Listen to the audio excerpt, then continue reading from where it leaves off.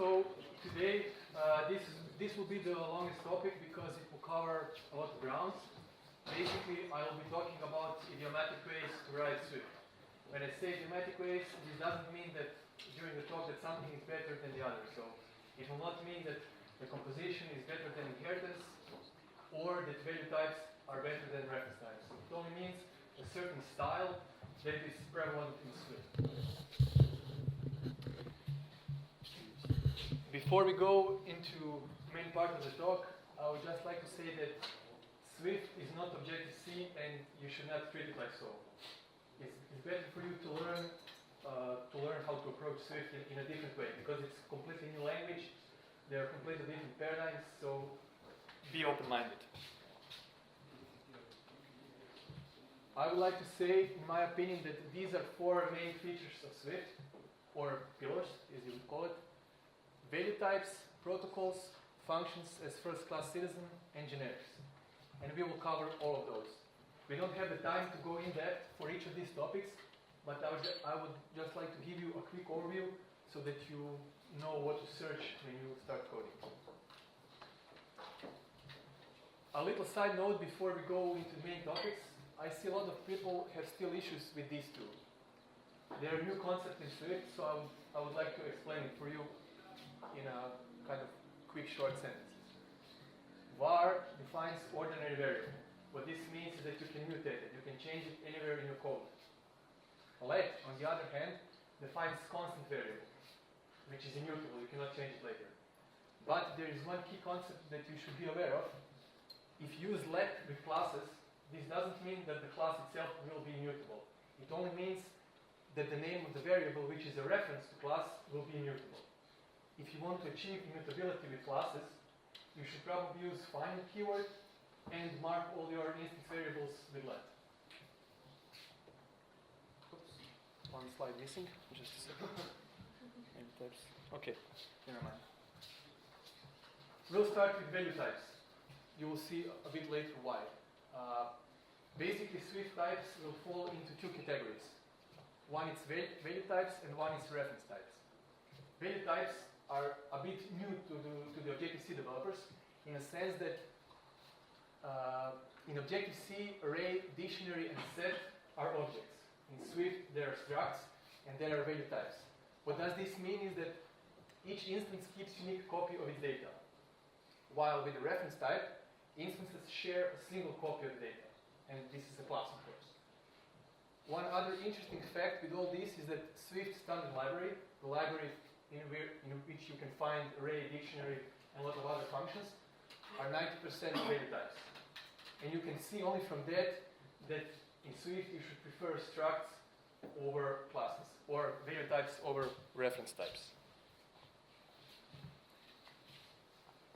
Here you can see some easy example of the stuff that I talked before. So, if we define a struct, you see we use here var because we want to mutate this later so that I can show you what's going on. So, we'll first create the struct, and then we will assign it to the new variable, which is also mutable. When you do this with value types, the data will get copied. So, it's copied by value. Also, if you change something on the first one, and we print both, nothing will change before data gets copied. Take with the difference with a class is that when you create the class, when you do this assignment, it's copied by reference. So if you change something on the first one, you will automatically change it on the second one because there are references to the same portion of data. And of course, it will print like this. You may ask yourself, why would I want to use value types? Well, these are three most important reasons in my opinion. First is reasoning about your code, performance, and thread safe. When I say reason about the code, if you know that you will always get a copy of the data, you can be sure that no other part of the app can change this piece of data behind your back, which with the classes is not the case. Performance. Struct instances are allocated on stack, and classes are allocated on heap. So value types can be drastically faster. Also, because they cannot be shared, they are automatically thread safe. The next question that a lot of people ask on the Stack Overflow how to choose between two. Well, there's no definitive answer for this, but I will try to give you a quick overview. Value types, you can only compare them with this. Also, with value types, you want copies to have independent states from each other. And you know that your data will be used in multi-threaded environment. Examples of value types would be data model layer and API routers. When I'm talking about data model layer, what I mean is if you have an API, let's say this API will return you JSON of a person, and you create an instance of this. In most cases, you want this to be immutable, which kind of makes sense. API routers, this is a bit new concept maybe in Swift, because if you use F networking in Almofire, you have a concept of router. Router is API endpoint, which will hold the address to the API endpoint, plus the data you're passing on. And in Almofire, by default, this is a struct. So it's also a good example of when to use those. Reference types. You can compare them with 3 equals, which is new operator in Swift. You don't have this in Objective-C, and with the regular one. This one will compare identity, and this one will compare equality. We don't have the time to go into this, but you should be aware of that classes can be equal, but not identical. So they can be 2 different classes that point to the same piece of data. Also, if you're working for iOS or Mac, and you're working with Cocoa or Cocoa Touch, you have to use class. Because most of the APIs expect from you to use something that inherits from NS object. And to do that, you need a class. Also, you can use reference types for API managers or singletons.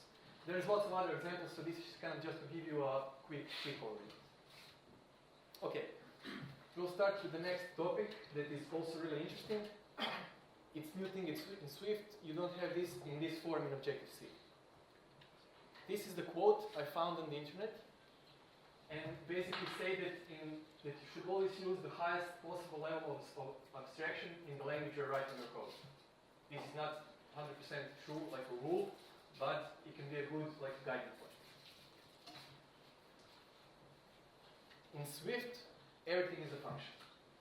So I'm sure you all use this on a regular basis. Plus and minus are functions. They are infix functions, which means they can accept parameters from each side. Also, with functions, you can pass them around. You can apply them partially. There is also a concept of higher-order functions in Swift. What does this mean? It's nothing special. It only means that the function can have 1 or more parameters that can take as input another function, and they can return a function. Good example of those are map, filter, and reduce. And in the next couple of slides, I will try to show you the difference. Okay, one more thing. When I say you can pass them around, in Swift, when we're talking about passing functions around, we're actually talking about passing closures around. Closure is like a block in Objective-C, and it's just an executable part of code. Okay, let's start with the map. Basically, main feature of the map, it will apply a function to each elements of an array. This is not 100% true, as you will see later. You can also use map on some other stuff, but we will come to that. So, let's say we have a money array with integers, and we have a string array, which we create like an empty placeholder. What we want to do, we want to transform these integers to a string and append a $sign on the end. This would be a naive approach, or how would you do it in, let's say, Objective-C? In Swift, I would argue that this is a much nicer approach. Basically, what this will do, it will accept a function that takes an int as an input and returns a string. Nothing magical about it.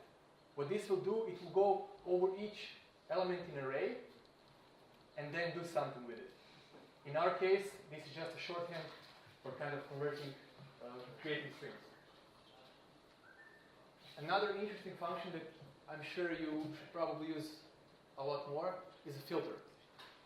Filter, the main purpose is to kind of give you, it will filter the array to some condition that you specified before.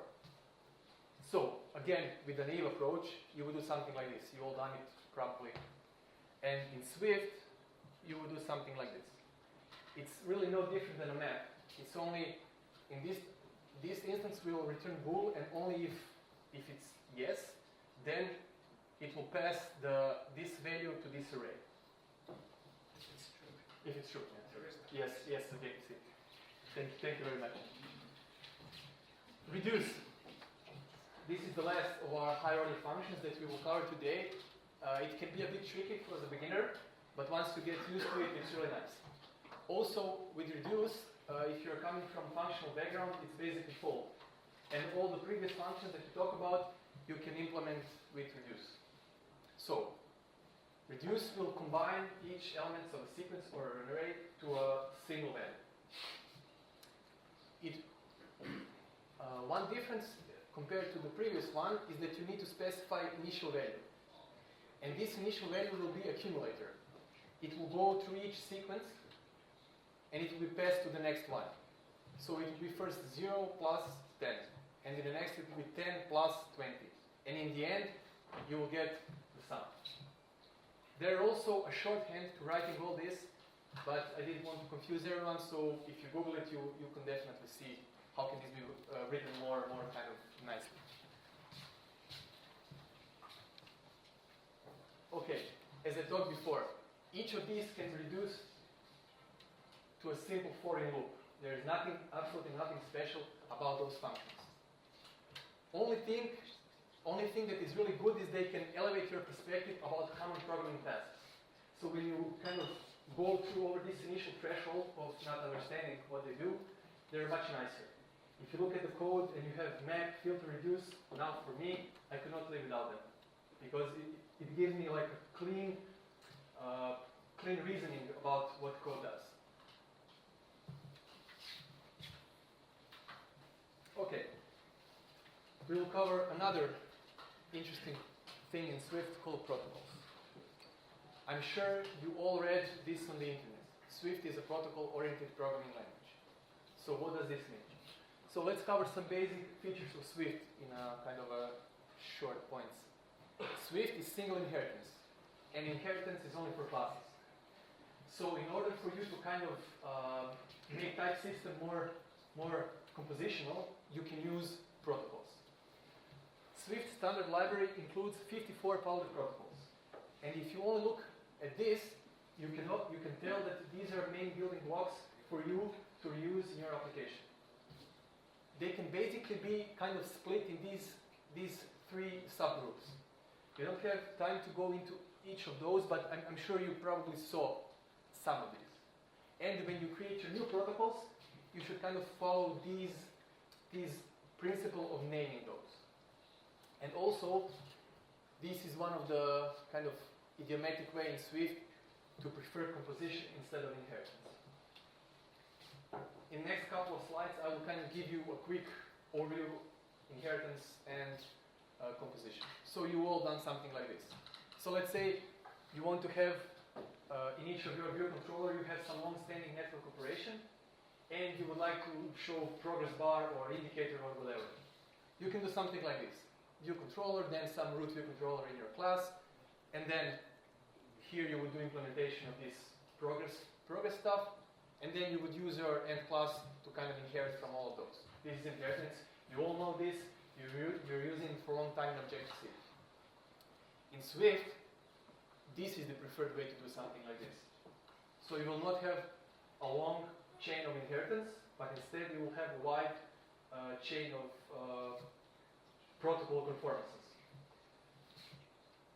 Okay, basically, yeah, let's continue. This is a small example of protocol. So you would create a protocol definition, and then in the end, or in your most concrete class, you would kind of do something like this and then implement this. And if you think about it for a couple of minutes, you would soon realize that this will lead to code duplication. So if you don't want to have inheritance, then you will need to implement this in Oracle classes. And you don't want this. Then, here comes to the rescue. This is the powerful feature of Swift. Protocol extensions. they will allow you to provide a default implementation for your protocols.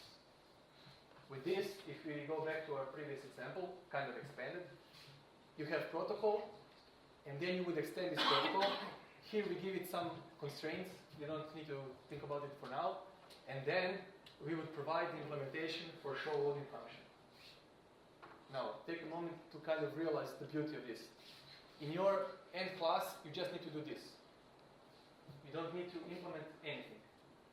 If you want, you can override the behavior if you have some specific behavior in a specific class. But this is just really nice. Okay. This will be the last major topic in this talk, generics. Basically, most modern programming languages have some sort of generic programming. In C++, you would have templates. In Java and C# you would have generics. The problem you kind of want to solve is that you want to write the code that is type agnostic. And why I want to do that? Because let's say in strongly typed languages like Swift, let's say you want to have a sum that can create a measure sum of two numeric types. In Swift will not allow you to kind of have. Basically, you would have to have for each type, int, double, float, you would need to have a specific function that basically does the same thing. It's only the parameter type that is different. And you don't want to do this. And to kind of resolve this, you would use generics. So there's some a bit weird behavior in Swift. So you cannot just do this without this thing. You kind of need to define the protocol that will say plus, which is already implemented by Swift team for you, and then you would need to do something like this. This is only downside. But with this, you can write something like this. So as you can see, the type T, this is not a type. It's only placeholder. Placeholder, which value will be inferred when you actually call this function. But the good thing is, if you look a bit careful, T will always be of one type. You cannot put here integer and double. It will not work, and the compiler will warn you. And that's a good thing. You want to kind of get the help from the computer. You can now maybe thinking, if you're smart, okay, I don't need this. I will just put, instead of this T, I will put any. You heard of any protocol in Swift. Basically, it's like ID in Objective-C. You can put anything to it. But with this, you will lose type safety, because compiler will not know if it's okay to kind of sum to like a string and integer. So this is a bad thing, and this is preferred thing. And then you can do something like this. If you've never done any generics in Swift, I'm 100% sure that you're using this array. Array is a struct, as we talked before, but a generic one. It's not T, it's element. You can put any name here. Sure, it doesn't matter. T, it's convention, but here it's kind of element for other reasons. Basically, when you do this, this will be array of strings. Compiler will infer that you cannot instantiate array without type. Okay?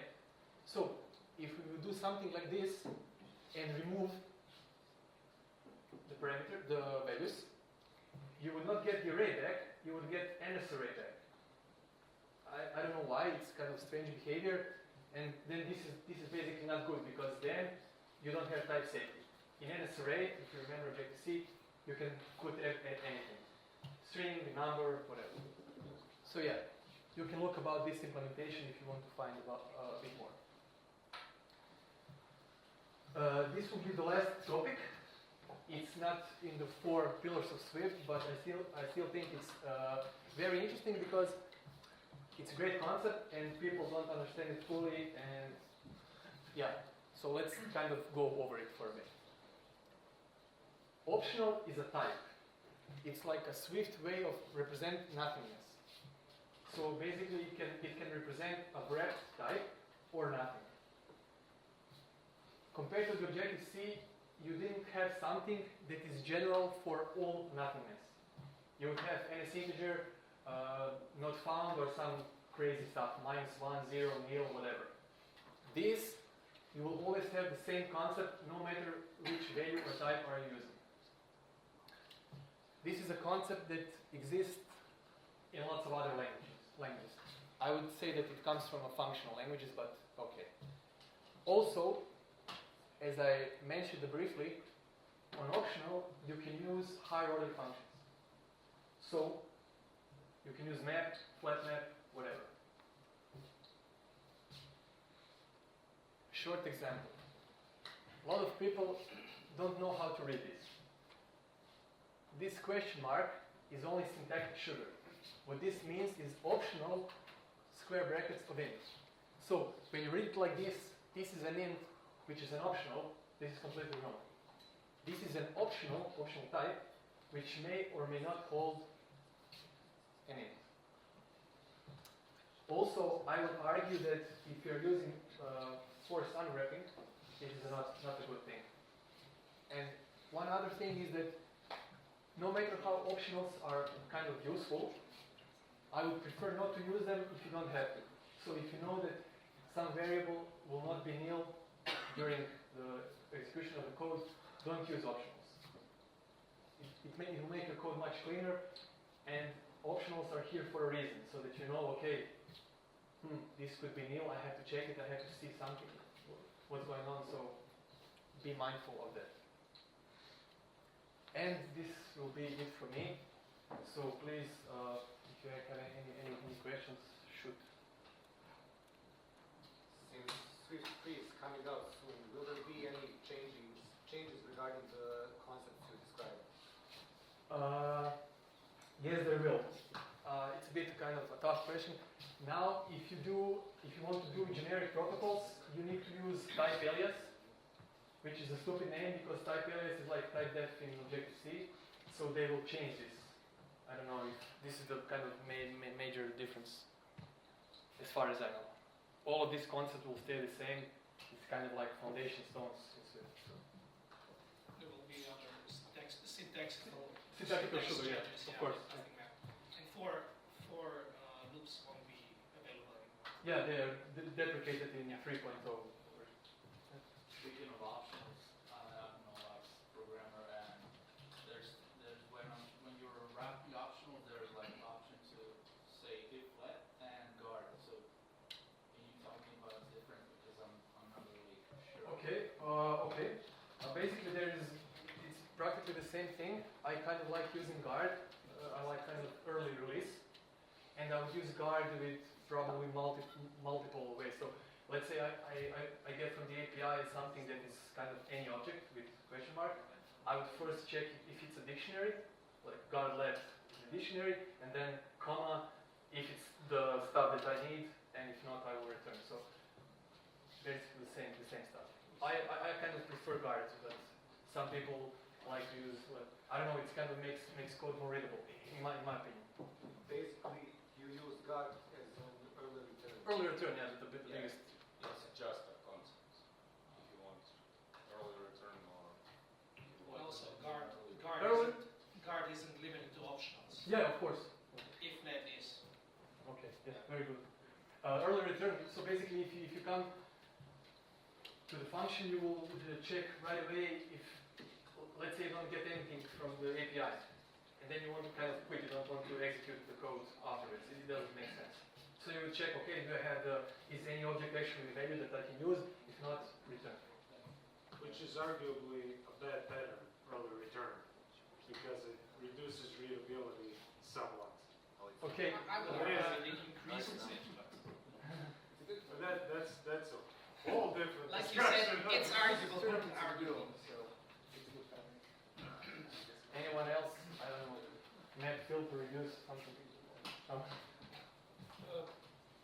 Protocol extensions. Okay. I had some problems with Oh, there was problems with those. Please share. for example, Never. Selectors Yeah. used in It's not working. You cannot use. The problem is that protocol extensions are Swift concept, and when you want to use selector, this is kind of dynamic code dispatch, which is only used in Objective-C, and then you would need to prefix your protocol with @objc, and it's better not to use it. And I know for a fact that even if you prefix it with OBJC and you try to call this default implementation, it will not work for, I don't know, some specific reason.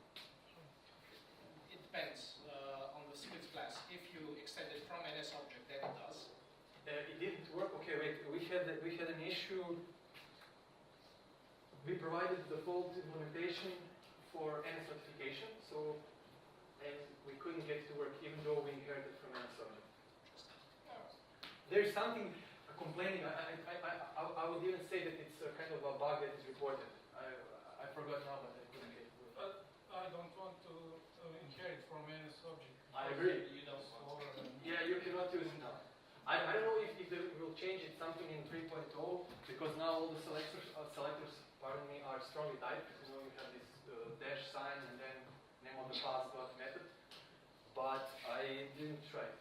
And of course, I also didn't want to do it like this, so I kind of. That was deprecated now already. Okay. Because I had to change it in my project last. Yeah.